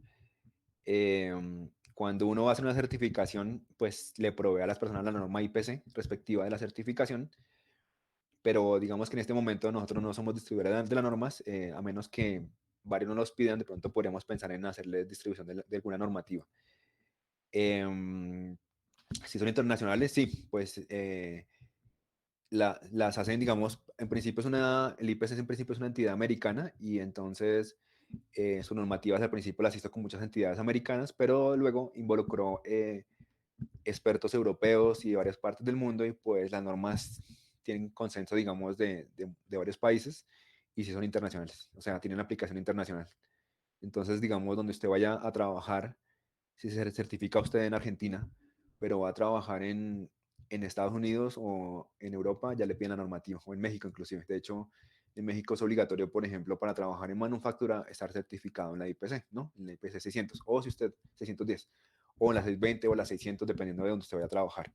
O, lógicamente, si usted va a diseñar un PCB, pues le pueden pedir que esté certificado en la norma de diseño de PCBs. Otra pregunta, profesor, de Albeiro Bautista Rondón. Sugerencias en diseños de PCB de equipos biomédicos referente a la integridad de los pacientes. Integrar a los pacientes. Lo que pasa es que, digamos que si estamos hablando a nivel del PCB, digamos, hablemos del esquemático. Hablemos, bueno, vámonos atrás aún, hablemos de requerimientos. Si usted, por ejemplo, el cliente le especificó eso en sus requerimientos, que ese PCB debería tener cuidado para los pacientes o conservar la integridad de los pacientes, entonces el esquemático pues debe tener aspectos de seguridad para pacientes. Entonces debe tener, lógicamente, protecciones de trascientes, supresión de picos, consideraciones de elementos de protección estática, ¿sí? Recortadores de estática, protectores de cortocircuito, circuito abierto, protectores de sobrevoltaje, de temperatura. En este momento se me escapan algunos. Si es así, entonces en su PCB, pues usted debió haber diseñado esos PCBs para que efectivamente ese filtro, por ejemplo, de estática de ESD funcione bien. Para que la tierra esté optimizada con una muy baja impedancia de su circuito, ¿no? Mejor si tiene un PCB de 2 capas o PCB multicapa. Que tenga baja radiación electromagnética, que tenga baja susceptibilidad, alta susceptibilidad, que soporte mucho la radiación externa, que tenga los adecuados filtros de protección, de desconexión. Y ya lo que están preguntando a nivel ya es más de carcasa o de caja. Entonces, por ejemplo, que el circuito tenga una buena tierra con el chasis, para que tenga una buena carcasa y que tenga una alta impedancia, una alta rigidez dieléctrica y que tenga una protección a paciente o sus tierras auxiliares para que puedan proteger al paciente en caso adecuado. Eso, digamos, esa pregunta está en el ámbito de los PCBs, pero también en el ámbito de la caja y la carcasa y que se puedan hacer pruebas de seguridad. Bueno, y todo lo que hablamos que se hagan pruebas de seguridad eléctrica al producto, a la caja, a la carcasa. Otra pregunta de Jason Pantoja. Para reducir el ruido de interferencia, ¿el diseño con vías es recomendable? En cuanto a circuitos RF, ¿el poner un anillo de cobre alrededor del circuito de antena es viable o no es necesario? Bueno, en la parte de RF hay que tener mucho cuidado porque hay veces que sí se puede hacer, hay veces que no, ¿sí? O sea, depende de la antena. Normalmente hay dos tipos o más de antenas que usted puede diseñar. Cuando es una antena tipo microstrip, en que tiene una zona de tierra por encima, perdón, una señal por encima y una tierra por debajo. O en que hay una que se llama una guía de onda acoplada, que tiene tierra, no, o sea, tiene señal arriba, tierra a los lados y tierra por debajo y vías, ¿sí? Si es una guía de onda acoplada, pues bueno, hay que leer muy bien la hoja de datos porque si usted las confunde las dos, le va a modificar un poco la impedancia y el comportamiento y el ancho de banda. Entonces, digamos que ahí es muy relativo al diseño, ¿sí? O como hay diseños que ya tienen acoplada la antena y usted no tiene que hacer casi nada, solamente hacer el acople final, o hay otros diseños que usted le tiene que hacer todo, ¿no? Lo más recomendable es que usted tenga separada esa tierra de RF porque digamos que una cosa es la tierra de RF del circuito, del módulo, y otra cosa es la tierra de su circuito. Entonces su circuito sí debe tener debe estar alejado de esa tierra de RF. Espero haber respondido a la pregunta, porque no es fácil así. Otra pregunta, profesor, de Juan Zuleta, es ¿qué errores se presentan comúnmente cuando se fabrican las PCBs? Básicamente el error que más pasa es el de cortocircuito, pistas en cortocircuito. Es lo que más pasa. Luego, el de las vías, o sea, que usted define una vía muy chiquitita y el fabricante no puede hacer esa vía y no se la hace, o a veces le pide que la cambie. Entonces hay que casi siempre la vía más pequeña es de 0.4 milímetros o 0.3 y usted a veces coloca 0.1, 0.2, entonces eso le cuesta más o es más difícil de fabricar. Entonces ese es uno de los errores más típicos. Otro error más típico es el del antisolder. Entonces, el antisolder, digamos que también hay que tener mucho cuidado porque cuando no está bien colocado o aplicado o cuando usted no diseña adecuadamente el antisolder, le queda en corto, ¿sí? Entonces, yo tengo mucho cuidado cuando coloco zonas de cobre, sobre todo que esas zonas de cobre pasan entre pads de montaje superficial o through hole, porque me queda en corto el componente. Entonces yo lo evito y lo que hago es que no coloco zonas de cobre que pasen por entre pads para que no queden corto. Otra pregunta, profesor, de Miguel Ángel Calderón Mora, es ¿cuándo es recomendable diseñar PCBs con más de 2 capas y por qué? Buena pregunta. Depende del cliente, ¿no? Los requerimientos del cliente. Digamos, normalmente uno diseña un PCB de una sola capa cuando tiene que ser un PCB muy barato, de baja frecuencia, cuando está trabajando, por ejemplo, algo como una comunicación con un display LCD o algo de baja frecuencia, de pronto me arriesgo a decir que hasta 1 MHz, ¿sí? O hasta 5 de pronto le funciona bien diseñado. Pero cuando usted ya tiene requerimientos de más velocidad, no quiere decir que no vaya a funcionar, ¿no? Pero y es arriesgado lo que yo digo. Pero digamos que usted trabaja PCBs de 2 capas, cuando ya, digamos, aumenta la frecuencia o también cuando aumenta la funcionalidad, cuando tiene muchas pistas para rutear, pues en un microcontrolador es muy difícil rutearlo a una capa, entonces tiene que ser a 2 capas. O cuando tienen que colocar condensadores de desacople, pues tienen que colocarlos con una buena ubicación. O cuando el ensamble tiene poco espacio, pues también tienen que hacerlo a 2 capas. O cuando quieren un diseño de PCB más robusto, más óptimo y con menos impedancia de la tierra y de las señales, pues entonces también es obligatorio, es mandatorio a 2 capas. Otra pregunta de Roy Neos, que es, normalmente se acostumbra a trabajar con algunas librerías de componentes, entre paréntesis, footprints hechos por la comunidad terceros. Esto genera dudas con respecto a implementación de capas como la SolderMask, ya que normalmente se usan primitivas simples como rectángulos y me he percatado que existen formas de aperturas de estilo home base inverted. Con esto, ¿conviene hacer los footprints en uno por uno el diseñador mismo o hay alguna seguridad para obtener footprints que agilicen el diseño?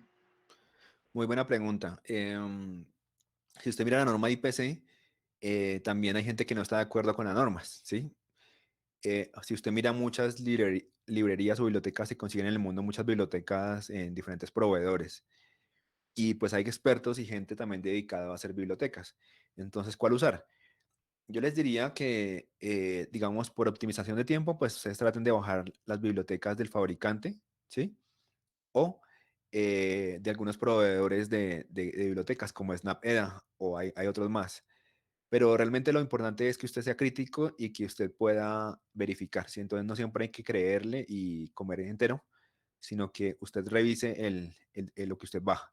Entonces ahí ayudan las normas IPC porque le da los lineamientos básicos para usted interpretar que, por ejemplo, eh, el símbolo puede estar incorrecto, puede tener los pines cruzados, pueden faltarle pines, eh, las huellas. Cuando usted diseña una huella, hay expertos en el mundo como Tom Hauscher, y él dice que él también es muy crítico del IPC, y él dice que o sea, tiene cantidad de cuenta parámetros, digamos, para diseñar una huella. Entonces, por ejemplo, usted piense en cómo lo va a soldar, ¿sí? Entonces tiene que haber en la huella, sobre todo en montaje superficial, un balanceo térmico. O sea, piense usted en que usted es un componente electrónico y que usted está sentado sobre jabón, porque así está parado con sus manos y pies con jabón. Entonces, eso es cuando usted solda en un horno. Entonces, si usted no está balanceado, usted se va a caer, ¿sí? Se va a resbalar. Entonces va a quedar mal soldado. Entonces, piense en ese balanceo térmico, piense en el antisolder, ¿sí? En que ese antisolder no debe solapar. Bueno, hay unos casos en que sí debe solapar y que es más fuerte la conexión cuando el antisolder está encima del pad, eh, pero piense en esos aspectos mecánicos, eléctricos, para verificar que efectivamente esa huella sí le va a servir. Entonces, cuando usted es crítico, las cosas le salen bien, pero si usted simplemente baja y copia, pues puede tener errores. Profesor, otra pregunta de Jim Romero Calderón. ¿Cuántas certificaciones es necesaria para trabajar en una empresa de manufactura? Uy, buena pregunta, pues la que le pidan, ¿sí? Si usted va a trabajar en diseño, pues la de diseño. Si va a trabajar en ensamble, pues la de ensamble. Normalmente la certificación más usada es la 610, digamos, no es por yo, digamos, que venderles a usted esa certificación, pero lo que pasa es que la certificación 610, digamos, ella es integradora, ella es la más usada en el mundo. Entonces ella tiene aspectos para evaluar el PCB, ¿sí? Entonces le sirve a quien fabrica o quien recibe PCBs. Para evaluar los componentes, entonces le sirve a quien compra componentes, a quien vende, a quien ensambla componentes. Le sirve para quien va a soldar porque obviamente a todo soldador, inspector, evaluador, reparador, para evaluar la calidad del ensamble. Le sirve a quien va a trabajar con cables porque también evalúa partes de cables. Entonces, es la que usted le pidan, ¿sí? Si usted va a trabajar en una industria tan específica como la automotriz, no le sirve la 610, sino le sirve la 620, que es para cables. Pero así, ahí sí depende, digamos, de lo que le pidan, ¿sí? Entonces, lo importante es que es lo que le estén pidiendo y la utilicen, ¿sí? Si usted va a trabajar, si usted llega en una empresa hasta el diseño, la fabricación, el ensamble, las pruebas, todo, pues no solamente le sirve la diseño, sino también requiere la de ensamble, ¿no? Pero, o si usted solamente hace, o también usted si solamente hace ensamble, pues es importante también que conozca las de diseño, pues porque lo alimentan para usted hacerse más crítico con su cliente, para poderle a su cliente recomendarle cosas. Entonces, usted quiere soldar, pues qué mejor que usted le da más valor agregado en el sentido que usted le dicen, oiga, mire, yo le puedo soldar esto, pero le recomiendo que usted diseñe así y así porque le sale mejor, ¿sí? De una otra pregunta de Elkin Granados. André, un gusto saludarlo. Con base en su experiencia, ¿cómo ve las perspectivas del desarrollo de hardware y productos a nivel Colombia y en general en Latinoamérica? ¿Y qué recomendaciones nos puede dar para el impulso de este sector? Un saludo a Elkin. Pues no es una pregunta fácil. Desde que yo comencé a trabajar en esta industria y que conocí a Elkin hace como ya 17 años, se estaba preguntando lo mismo. Eh, yo estuve hace como 4 años en Perú y una persona de Perú de la Universidad Católica me dijo que en Perú habían sido los primeros en trabajar con PCBs en otra en Colombia me dijo algo parecido, la otra en México también, bueno, en fin, otra en Argentina. No se sabe, digamos, cómo comenzó la industria hace mucho tiempo y ha tenido en este momento muchas transformaciones, ¿sí? Ya pasó hace 20 años de hacerse en nuestros países a luego hacerse en China, pero ahora con la crisis parece ahora volverse a activar. Miren que ahora está pasando algo interesante y es que con el dólar caro, ¿sí? Y con las restricciones de viajar y con el problema este de la pandemia, entonces pareciera que se abran oportunidades para todos. Entonces es muy relativo, ¿sí? O sea, no sé, hay gente que le está yendo ahorita muy bien en electrónica, entonces yo pienso que hay que seguir, digamos que hay que, digamos, aprender de normalización, hay que trabajar, seguir trabajando. Usted que tiene una idea, un emprendimiento, ¿sí? Y poco a poco se da cuenta que las cosas comienzan a funcionar. Entonces, digamos que a veces es una cuestión de insistencia y a veces también es una cuestión de ver oportunidades. Y a veces de pronto, listo, no sea tan insistente, no sea tan terco, pero a lo mejor mire dentro de ese otro sector, ¿sí? O a lo mejor piense en aliarse con las personas que le pueden dar a usted los problemas que usted necesita resolver, que usted puede resolver con su electrónica y pues tenga un enfoque internacional. Y pues de hecho muchas empresas, no solamente aquí en Colombia, sino en México, están trabajando en Perú y venden fuera del país. Entonces es una cuestión, digamos, de que a veces hay que hacer localmente y hay que vender afuera. Una pregunta de Juan Ulloa es, generalmente los componentes categoría militar 1000 se diferencian de los estándares por tantos de temperatura y humedad. En cuanto antes PCB, ¿qué diferencias pudieran identificarse o tomarse en cuenta para su diseño? Buena pregunta. Hay unas normas IPC que han sido adoptadas por el Departamento de Defensa, como la 610 y la 2221. Entonces, hay unas normas que sí son muy similares a las 1000 y hay otras que no. Hay que mirar en específico la norma, pero sí, digamos que estas normas han sido adoptadas, están muy alineadas. Entonces, sí, digamos que cuando usted va a trabajar un producto clase 3 pues las normas de diseño se hacen un poquito más exigentes, ¿cierto? Y las normas de fabricación también, con menos tolerancia y con más, porque dan más robustez, ¿no? La 610 también. O sea, cuando usted valora el ensamble, es más exigente en cuanto a la soldadura, el perfil del filete de soldadura, el cable, el PCB, ¿sí? Lo mismo que el diseño es más exigente en cuanto a la, la tolerancia que puede tener, por ejemplo, una pista. Entonces, las normas le sirven hasta cierto punto. Espero haber respondido a esa pregunta. Otra pregunta, profesor, de Pablo Salazar. ¿Cuáles son las consideraciones o parámetros de la fabricación de PCBs que limitan el espaciado mínimo o ancho de pista mínimo en las empresas de manufactura? Ya, buena pregunta. Digamos que si volvemos al punto del enfoque en la manufactura, uno debería primero limitar el espaciamiento por lo que liga a la manufactura. Entonces, casi siempre la manufactura le dice que más o menos un espaciamiento estándar, sin que le cobren más, es de 0.2 milímetros. Ahora bien, ahora me devuelvo al diseño. 0.2 milímetros está bien para rutear un PCB y espaciarlo una pista de una a la otra, depende. Entonces, si estoy hablando de pistas de BCC y tierra, deben estar juntas, lo más que pueda, para acoplar esos campos electromagnéticos que estamos hablando. Estamos hablando de pistas de señales, depende de la señal. Entonces, si son señales muy críticas, de alta frecuencia, con problemas de ruido, hay que dejarlas lejos de las demás. Entonces, el espaciamiento de 0.2 no nos sirve. Tiene que espaciarla usted 10 veces eso, o 20 veces, o 40 veces eso, esa distancia. Estamos hablando de pistas que no son críticas, como buses o datos, las puede usted espaciar 0.2 milímetros más o menos. ¿Sí? Pero al máximo hasta 8.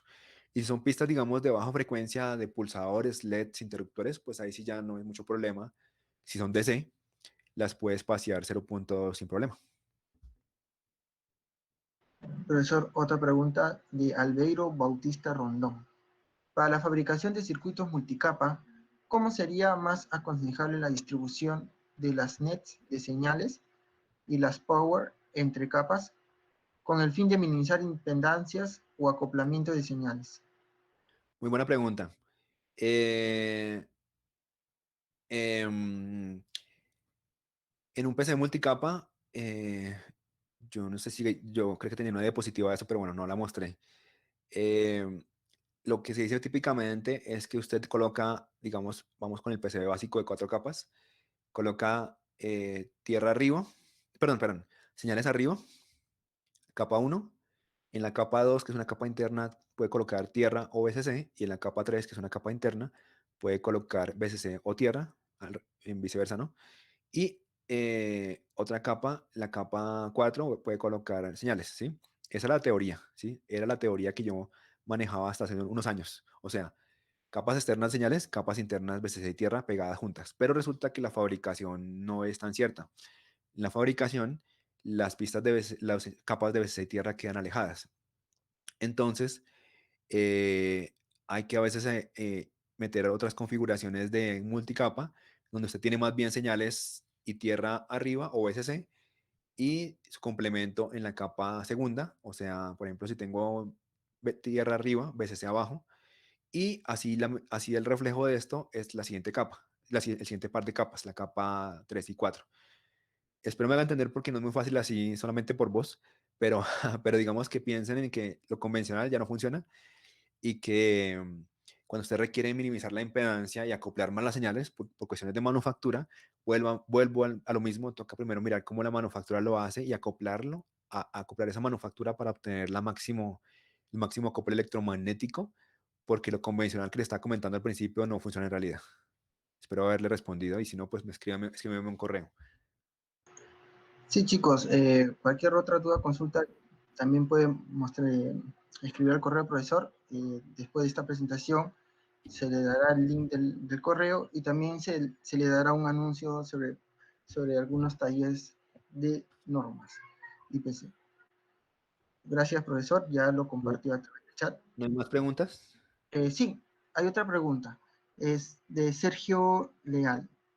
¿Qué consejos o tips conoce para el diseño de PCB que manejan altas velocidades? Uy, bueno, otra pregunta es que no es tan fácil responder por voz. Lo primero es una buena planeación, ¿sí? O sea, que usted realmente planee si realmente es un PCB que realmente es de alta frecuencia o no. ¿Con qué me refiero con eso? Si usted en su PCB tiene solamente una señal de una antena y el resto no, el resto es de baja frecuencia hasta 20, 30 megahertz, no es alta frecuencia. Pero si usted tiene, digamos, más líneas de direcciones y datos y buses USB y cuadrados que tengan que trabajar a frecuencias mayores a 50 megahertz, 100 megahertz y que tengan control de impedancia, o sea, que tengan que estar acoplados efectivamente a 50 ohmios y como par diferencial, entonces sí empezamos a trabajar en términos de alta frecuencia. Pero si ahora, por ejemplo, todas las señales tienen que ser de alta frecuencia y con acople de 50 ohmios o 80, entonces, o en par diferencial 40 o 50 ohmios, y es un VGA, entonces ya es empezó un PCB más complicado. Entonces, primero hay que mirar primero a qué nivel, digamos, estamos hablando de diseño de PCB. Luego que usted hace una buena planeación, es posible que tenga que advertir de primerazo a su cliente que tiene que ser un diseño PCB multicapa. Entonces, yo le recomiendo irse a la fabricación a mirar cómo lo va a fabricar de una vez, o sea, vuelvo a lo mismo, diseño para manufactura, para que mire qué le ofrece el fabricante. Y basado en lo que le ofrece el fabricante, entonces usted acople el diseño. Entonces usted dice, no, bueno, 4 capas. Y bueno, ¿será que 4 capas me sirve? Entonces hay que hacer mucha planeación, hay que hacer mucha estimación para determinar que si las 4 capas le funcionan. Si le funcionan, entonces hay que pensar ahora es en la impedancia, hacer los cálculos de la impedancia basado en los datos reales de los parámetros de la fibra, el espesor de la fibra, el alto, la constante permitividad eléctrica, porque tiene que hacer líneas de transmisión, ¿sí? Y tiene que acoplarlas a 50 ohmios, entonces tiene que hacer esos cálculos. Si los cálculos le dan, entonces ya más o menos se puede comenzar a hacer el diseño del PCB, pero luego tiene que mirar cómo trazar esas pistas, cómo no interfieren unas con las otras, ¿sí? Siempre tener en mente la mínima longitud, el ancho de pista lo más grueso que se pueda para que no dificulte la fabricación, ¿sí? Y el mejor acople que pueda tener de tierras multicapa, como expliqué anteriormente, pues para que no para que no se lleve usted sorpresas con la manufactura. Otra pregunta, profesor, de Juan Zuleta. que es, ¿dónde podemos encontrar tips para diseñar PCB a modo de pruebas? Bueno, si se refiere a diseño para pruebas, eh, estamos por encontrar, digamos, por publicar unos artículos. Son varios los consideraciones para pruebas. Está en la norma IPC 2221.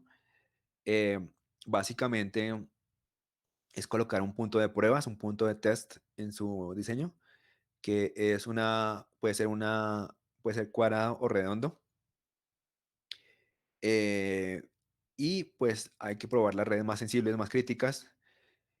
Pues digamos, si checan nuevamente la página, en la página podríamos tener información que publiquemos prontamente sobre diseño para pruebas.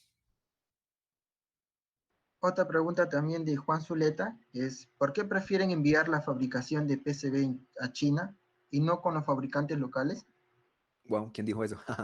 Bueno, Eh, Juan eh, Zuleta. bueno, no, digamos que no, hay que mirar de todo, ¿no? O sea, hay que revisar, digamos, la calidad que le esté dando su fabricante local, ¿sí? Los tiempos que le dé y el soporte, ¿no? O sea, sobre todo cuando el fabricante de pronto lo acompaña a usted, le orienta, le dice, bueno, mire, utilice esto, utilice lo otro, ¿sí? Eh, Depende, ¿no? ¿Cuándo puede usted mandar a fabricar a China o a Estados Unidos? Eso depende. No solamente está China, también está Estados Unidos. Depende de lo que usted necesite, ¿no? Depende de su velocidad, depende de su rapidez que lo requiera. Eh, Normalmente, por ejemplo, yo una vez mandé fabricar eso estamos hablando hace como 10 años, mandé fabricar o más, como 15 años, mandé fabricar a Estados Unidos un PCB multicapa, porque era la primera experiencia de multicapa y lo hacían con test, con pruebas. No confiamos en China, ¿no? Pero ya ahorita han mejorado mucho, ¿sí? Entonces, dependiendo, usted puede mandar a fabricar a veces PCBs rígidos, inclusive hasta flexibles, mandamos a fabricar a China. Entonces, depende de lo que usted necesite, ¿no? Si su proveedor local le facilita las cosas, pues lo consigue local. O si ya usted tiene requerimientos muy elevados, pues bueno, entonces tiene que irse a Estados Unidos o a China. Bueno, ahora sí, una última pregunta que es, ¿cómo reducir el ruido generado por las fuentes conmutadas? ¿Qué configuración recomendable para la lectura de sensores analógicos para tensión y corriente recomienda? Otra pregunta, bueno, esta pregunta, digamos que para fuentes, pues hay que tener muy claros los conceptos, digamos, de que el cobre tiene una resistencia y una inductancia, y usted logra, si coloca más o menos juntos BCC y tierra, logra una capacitancia. Entonces, basado en eso, cuando usted diseña una fuente switchada, usted tiene que colocar súper juntos, muy juntos, todos los componentes, todos los elementos, ¿sí? Y cuando usted rutea, las pistas de BCC y tierra y cualquier señal, usted debe engrosarlas. O sea, se tiene claro el concepto, digamos, de que si usted tiene claro el concepto de que el cobre tiene una resistencia y una inductancia, entonces usted en una fuente switchada o switching tiene que al máximo reducir esa resistencia e inductancia. Entonces, ¿cómo lo hace?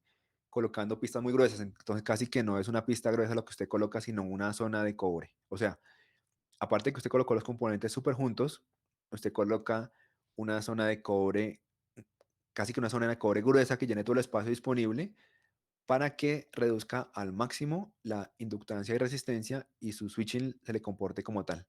¿Sí? Ese es uno de los tips principales. Bueno, profesor, muchísimas gracias por responder todas esas preguntas. También muchas gracias por participar de esta ponencia. Y bueno, acá estamos dejando los correos del profesor de parte mía y también de la empresa. Y luego, último, para terminar, estamos en este mes, estamos lanzando un taller de entrenamiento que es diseño de PCB con normas internacionales. Hay que hacer énfasis en esta parte de que nosotros estamos ofreciendo un taller con normas internacionales para que ustedes puedan aplicar a cualquier tipo de software, en especial en cualquier más ustedes se sientan cómodos.